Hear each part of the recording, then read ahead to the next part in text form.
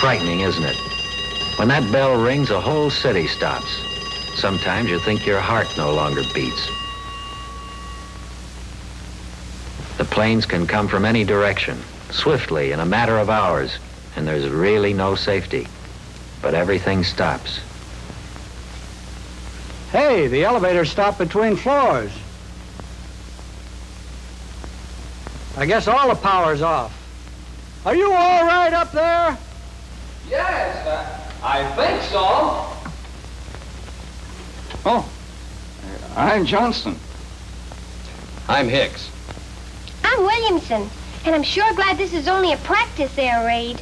We're lucky. Yeah, but how long is our luck going to hold out? Well, I guess it depends on how long we keep showing the Russians we mean business. You think it's going to last long? Depends on our foreign policy.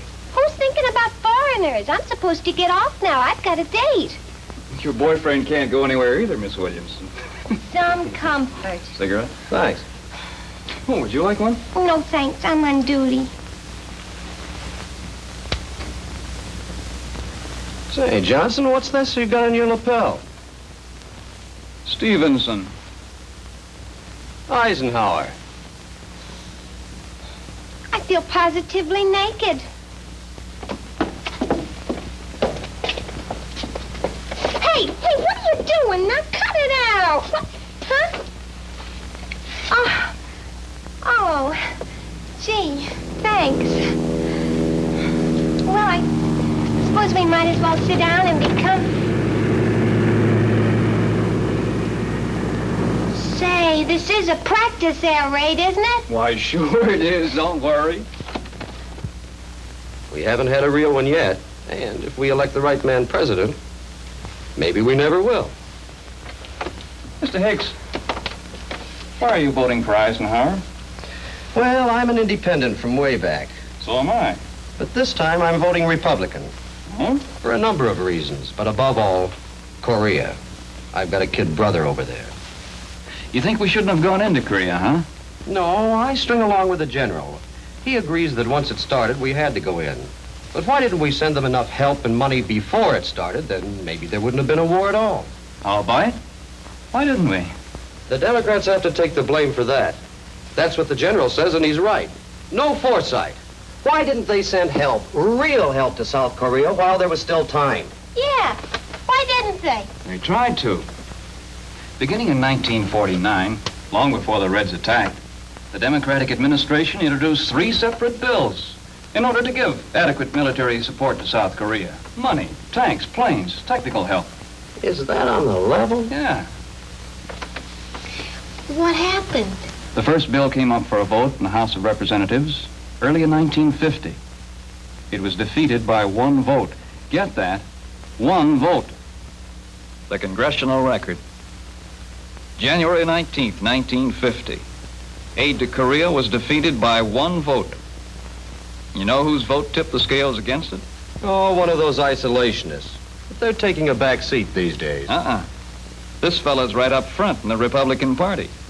Richard Nixon, Eisenhower's running mate, voted no. Voted to throw South Korea to the wolves. And 86% of his Republican colleagues voted no along with him.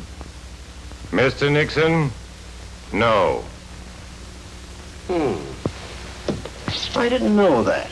Well, not everyone has time to wade through the Congressional Record. But the Democrats kept trying. A little later, they introduced another bill. This time, Nixon switched. He voted with them. But it was too late then. Well, for goodness sakes. Why, I heard Nixon himself attack the Democrats for not being prepared in Korea. Doesn't even remember his own vote? Huh?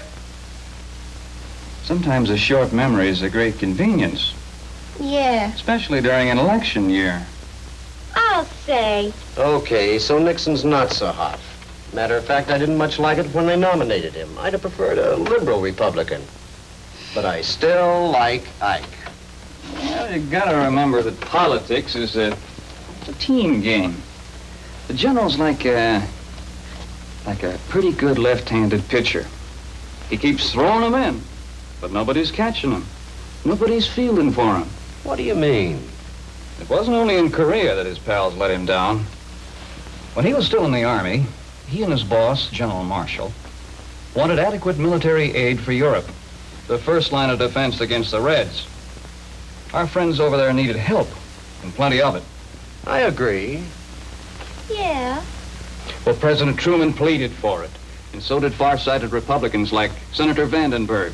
They all told Congress, don't throw a 15-foot rope to a man drowning 30 feet away. And what was Mr. Nixon's answer to that appeal for help?